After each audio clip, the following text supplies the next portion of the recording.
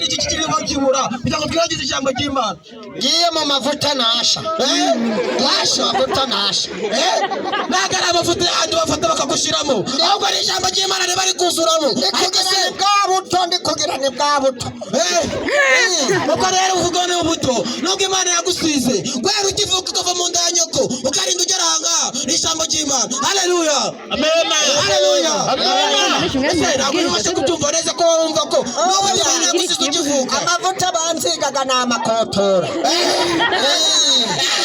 Amakotora neza cyane. Ari amavuta iwanyu ababyeyi bagusize. Ari nayo Umwuka Wera yakuzize ukivuka. Ariko Umwuka Wera abikorera mu bandi bantu ndetse harimo n'umubyeyi wawe. Basajya kumbwira ngo abazungu ni Imana sibo bakoraga ibikotora.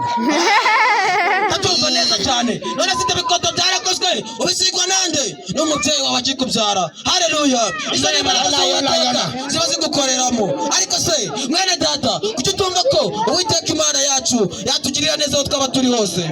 Pastor basengera niba ndagira ngo bakizwe reka tubanze twifashisha Bibiliya kugira ngo tubashe kuba abana bananiranye bapfukame babasengere. Nibyo koko bakeneye gupfukama kugira ngo beregize Umwuka Wera ndetse n'imitima yabo itekanye. Niyo babasengera bicaye ntari bipfa gusenga. None se ubwo nibwo bari mwakire Umwuka Wera neza.